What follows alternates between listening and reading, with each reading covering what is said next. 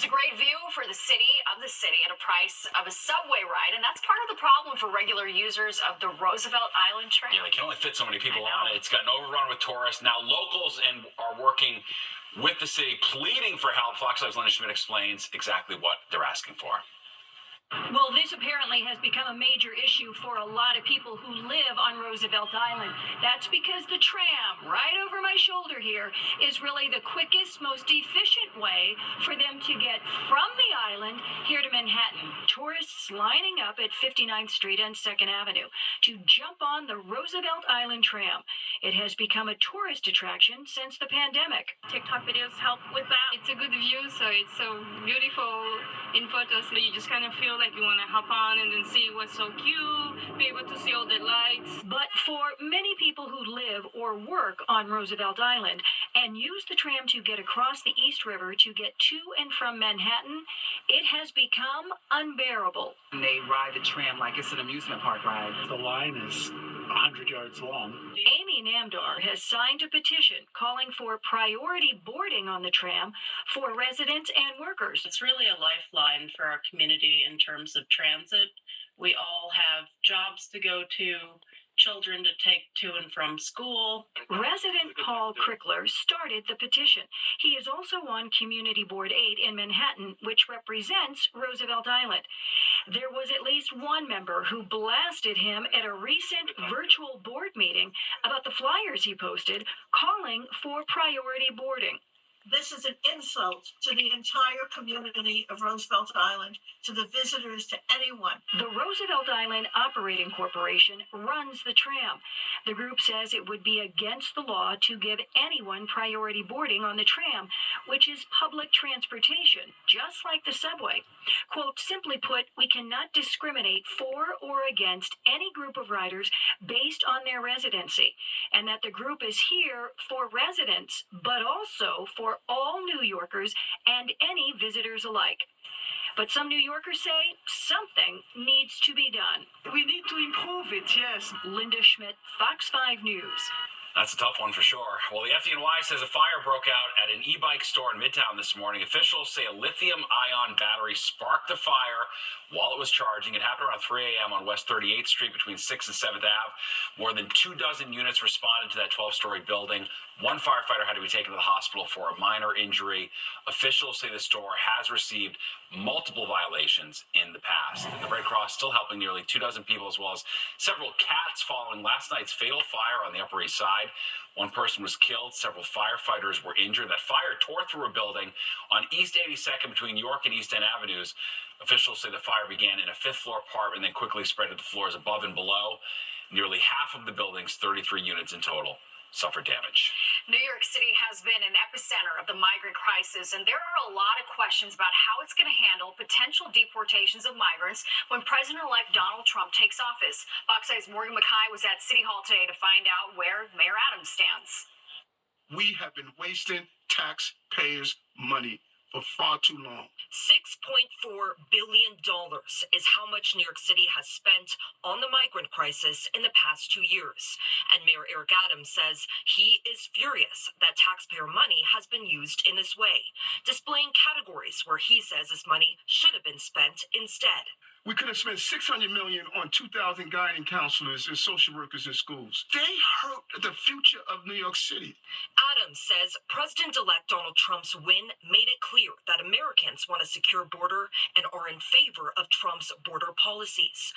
But Adams still refusing to comment on possible mass deportations. I'm not going to speculate on what the plans are. We just scenario. But Adams also making it clear that he would be open to deporting migrants who commit crimes, not just those who are convicted of their crimes, saying the legal process is for Americans when asked about his own bribery charges that he is facing. The Constitution is for Americans.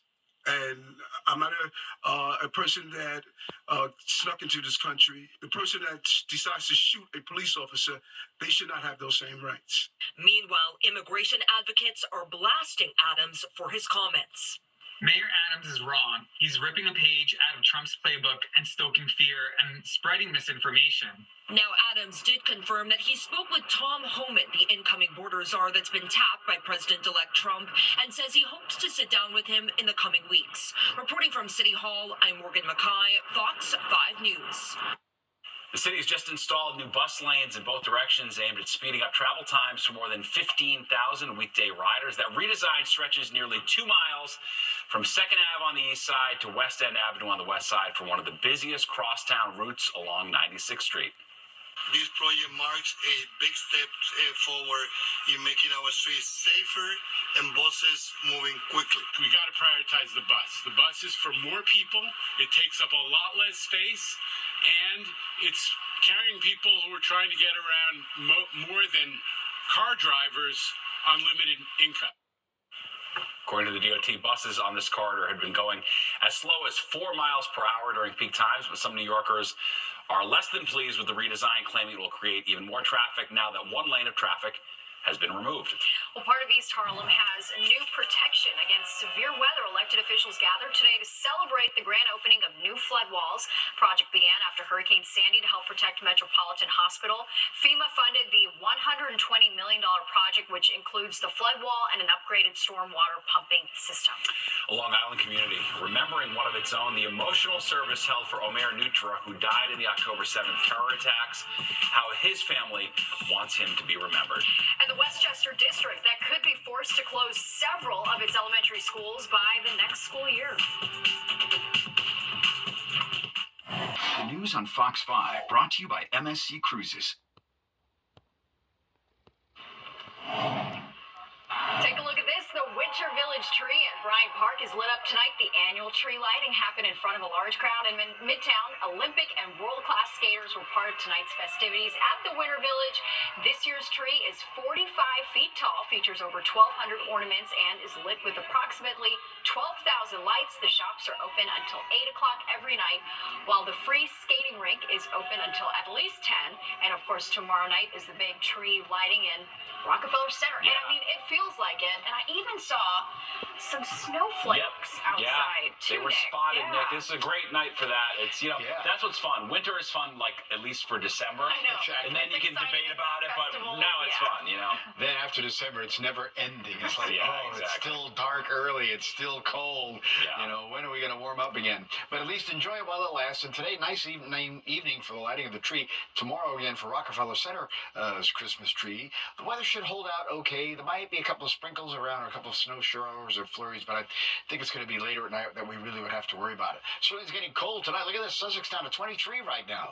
It's 27 up there in Poughkeepsie. We have 30 at White Plains. We have low 30s in the city, out to the east end, and then back to 30 as you head down towards Belmar. West wind tonight, 5-10 miles per hour. That's going to continue into a portion of tomorrow. And again, those flurries that we were just talking about, little snow showers, they kind of came out of Pennsylvania earlier, and they kind of zipped on down and disappeared now. So that's the good news there. The wide view shows the next system coming our way, and that's located right up here across Wisconsin and Minnesota. So this is another Clipper system. It's going to be diving southeastward, and you're going to see in our futurecast, eventually we'll get to us. We'll have some sunshine tomorrow morning, then the clouds went out.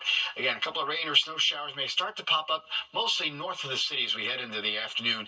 Then we get a little break for a while. Then later tomorrow night, some scattered showers of rain and or snow, depending upon where you are. That will continue. And then into Thursday, again, a couple of rain or snow showers around as we head into the morning. Might be just cold enough and enough snow shower activity enough to even whiten the ground, maybe up to about an inch of snow, maybe in northwest Jersey, up into the Catskills region. But the big story is going to be the wind. We have a wind advisory in effect from 6 a.m. Thursday till about 10 p.m. Wind gusts in this area could reach 45 to 50 miles per hour. Overnight, well, we're going to be cold enough going down to the teens, low 20s north and west, upper 20s in the city. So bundle up. It's going to be a cold start to the day tomorrow. Steven, yeah, gotcha. All right. Noted. All right, Nick, thank you. Well, new details in an international mystery. How a stowaway managed to board a plane from New York to France without a boarding pass, and why returning her to the U.S. is proving to be difficult. Yeah, that's a talker for sure. And how parents are reacting to news a Westchester School District may have to close 3 of its elementary schools. In Africa, to help push back against growing Chinese influence there, Biden met with Angola's president, telling him the U.S. is moving ahead with a $3 billion railroad investment linking Zambia, Congo, and Angola. The United States is expanding our relationship all across Africa, from assistance to aid, to investment to trade. And we hope very much that the incoming team will take a hard look at this and see for themselves the value in it. All right, still not clear if President-elect Trump will move ahead with the project, but containing China is one of his priorities. China has been investing billions in Africa, and everything from ports to highways. A new U.S.-backed railroad could give Western countries the edge with greater access to natural resources. Well, political chaos continues in South Korea. The Liberal Opposition Party is calling for their president to resign or face impeachment after his decision to declare martial law sparked confusion and fear. President lifted the order just about 6 hours after he issued it. When the National Assembly voted to overrule him, he said he originally declared the order because of concerns about pro-North Korean anti-state forces. But the move also came as he continued to struggle politically. Back here at home in Westchester, concerned parents reacting to news the Mount Vernon School District may have to close 3 elementary schools. So the district says they are in serious financial trouble, and this is an option that's being considered. Fox 5's Richard G. Cove has talked to the superintendent about just how deep of a hole they're in. Mount Vernon mom Adiemi Rivera wiped away tears as she walked home with her 2 girls after picking them up from school on this cold afternoon. They need to keep this school open. It is not fair to the staff. It's not fair to the progress of these children. They're doing great. This mom is choosing not to tell her kindergartner and 3rd grader that they may be forced to go to a different school building next year, fearful that it might ruin their Christmas. They were supposed to graduate with each other, and now that may not be happening. 20 years ago, the Mount Vernon City School District was once a story district with 16 school buildings housing up to 10,000 students within 4 square miles. But enrollment has been on the steady decline. In fact, by 2033, the forecasted enrollment would be just over 5,000 kids, a nearly 50% drop. We're in the hole. And we know that we don't have to be in a hole if we make these decisions that's being fiscally responsible. Acting Superintendent Dr. K. Veronica Smith says her school district is in financial distress, one of only 3 school districts struggling in all of New York State. Smith says she has no choice but to propose a reorganization plan to the board, which would shut down 3 elementary schools by next school year: the Honor Academy, the Leadership Academy, and Cecil Parker Elementary. 3 schools is closing. Where are we going to put these kids? It's a decision school officials say is a difficult one to make, but it's not just low enrollment. It's also the inefficient and unsustainable K-8 model. The district also reveals that the 3 school buildings that could shut down are in desperate need of repair. Nearly $400 million in repairs that officials say they simply cannot afford. The hope is that disruption, however, will be minimal. Because there are so many buildings that are relatively close to each other, we're looking at models that wouldn't force them to go long distances away. Where's the money go? Yeah. That's what I want to know. So far, the district does not know if it will lay off any teachers. The superintendent said she plans on keeping as many educators as she can. Meanwhile, a town hall to hear from the community and hopefully put parents' minds at ease is set for Friday night. The Board of Education will make its final decision early on in the new year. We're in Mount Vernon. Richard G. Covas, Fox 5 News. Well, baseball fans buzzing about a potential MLB rule change and the huge impact it could have on the game. How the sports world's reacting to the idea of giving a team's best hitter an extra at-bat in a game's final innings.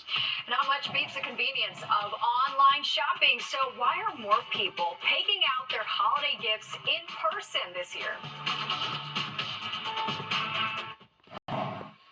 Well, this time of year, we hear a lot about how easy it is to online shop and, of course, all of the cyber deals. That's right, but it seems more people are choosing to shop the old-fashioned way, in stores and in person.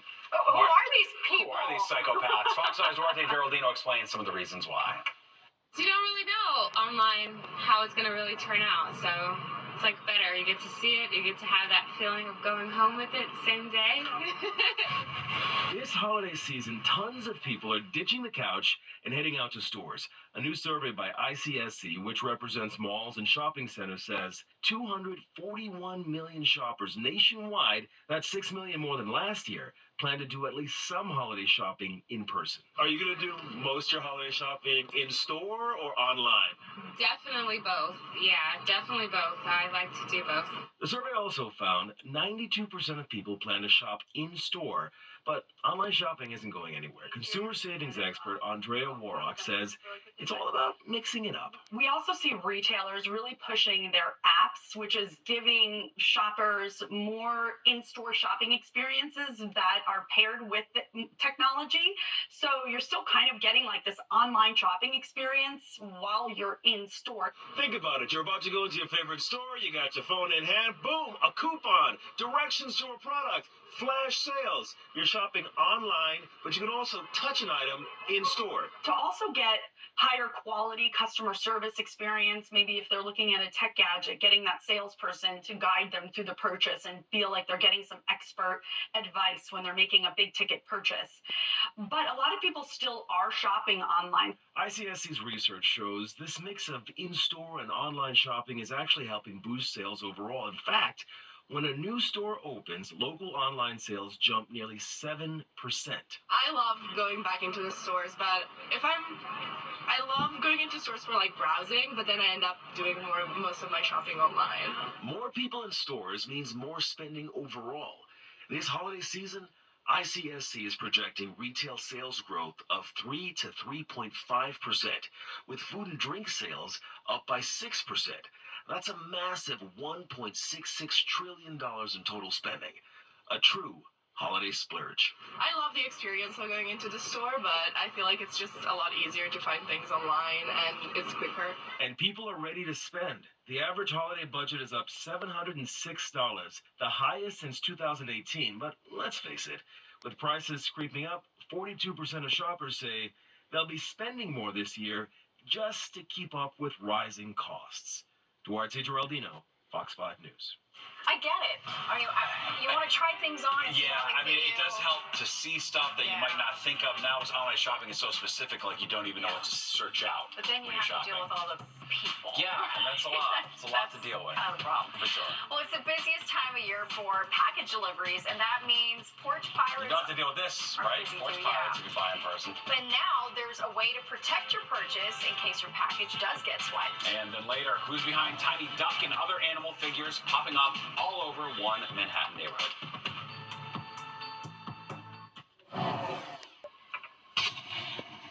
Well, it may be December, but it's never too soon to think about the start of Major League Baseball season. That's right, and it seems like a big rule change could soon be coming down the pike. Fox 5's Meredith Gorman has details on the Golden At-Bat rule. Major League Baseball is throwing around the idea of a new rule change that would dramatically change the sport. It's called the Golden At-Bat, and the rule was thought up of by Major League Baseball Commissioner Rob Manfred. It would allow each team one at-bat per game to send their best hitter to the plate, regardless of batting order. It would change a lot, and certainly if you have the option to take your best hitter and use him at any point in the game for one shot, that is a much different situation than needing to go through a batting order in sequence and deal with the hitters that way. Now, the rule is reportedly in the conversation stage only, and as for if it would even be a hit for baseball players, owners, and fans, Rosenthal tells me he doesn't know a lot of people who would like to see such a drastic change to Major League Baseball. I don't know that this rule change will ever come to pass. There was an article in The Athletic yesterday by Jason Stark that explored both sides in great detail, but the consensus among most fans who reacted, among some players as well, is that it would be too extreme a change for the sport. It would kind of radically alter the sport, and for that reason, I don't know that a lot of people are in favor of it. Now, for those wondering, well, if this does happen, when could baseball fans actually see this during the game? Well, not anytime soon. And Rosenthal told me definitely not during the upcoming 2025 season, that's for sure. This is one of the many ideas that Major League Baseball has taken into consideration in an attempt to grow the game and make it more exciting for fans. But there is, of course, plenty of concerns about such a rule going into effect, including how player stats would be impacted, particularly those who get an extra at-bat each game. Meredith Gorman, Fox 5 News. That'd be a humongous change to the game for sure, but it would be exciting. All I was thinking about is, remember baseball season? It was sunny outside, nice and warm. It was like 2 weeks ago. 2 weeks ago. We've had a dramatic change since the World Yes. Series, Nick. Well, it was quite a mild fall, exactly, and winter hasn't officially begun, so to speak. The meteorological winter began actually just a couple of days ago, December the 1st.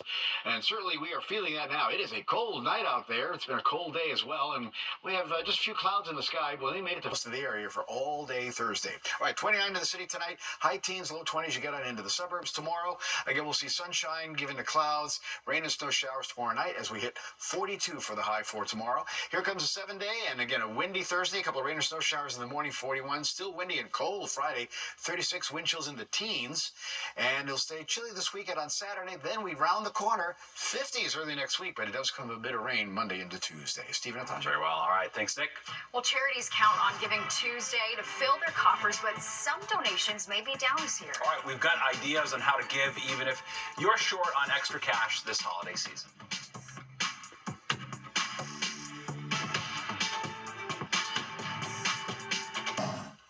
Well, today is Giving Tuesday, a day that's meant to help people in need. But donations to charity may not be as bountiful this year thanks to inflation and the state of the economy. Many nonprofits have found that Giving Tuesday is the top day of the year for donations, and they've come to count on the money that they raised today. That's because trends show that year-round donations have declined overall since the pandemic. Philanthropy experts say they're carefully monitoring a downward trend in the percentage of Americans giving to charities.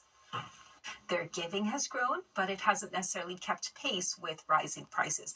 But if we take the bigger picture, households give when they feel financially and economically secure, and the performance of the stock market, financial markets over the past few years has certainly been a very strong positive factor. Still, philanthropy experts are carefully monitoring. And if you're looking for a way to give back, experts say consider consider getting involved in an organization where you have a personal connection, or donate your time instead of cash and belongings. Amazon says this year's holiday shopping season was the biggest ever. The record-breaking numbers were from the 12 days leading up to Thanksgiving through Cyber Monday. Electronics, toys, and beauty items were the most popular searches. The online retail giants used artificial intelligence to help us part with our money even faster now, too. That's what we're all doing. And once all those packages get delivered, this happens. We know Porch Pirates are ready to pounce, but there's a new company selling Porch Pirate insurance for $120 a year. Porch Pals will cover up to $2,000 worth of deliveries or up to 3 claims a year. Victims of package theft can also get the retailer to send a replacement item, but it's not guaranteed, and package theft isn't covered under standard credit card benefits. Porch Pals is available nationwide, cashing in on some of this. I know they found the opportunity there. Right. I'm trying to crunch the numbers on $210 a year. Yeah. I don't know if it's working out for me, but there you go. All right, well, there's more of the 10 o'clock news straight ahead. That's right. But first, here's a look at what you can expect tomorrow on the roads and the rails. Well, a tiny mystery unfolding in Chelsea for the past year. People have discovered mini figurines on structures throughout the neighborhood, but no one knows who was putting them there. It started last December when a man started hiding small ducks around Chelsea for people to find. The initiative sparked an idea to involve the children in the neighborhood, giving them a chance to hide their own figurines to be found. I wanted to do that for other people, and it seems the kids love it. And I do it up by my house, too, in Inwood. I live in Inwood, so it's awesome. Kids can find the figurines in a little red box on the corner of West 23rd Street and 10th Avenue. It's a cool idea. I like that. Yep, indeed.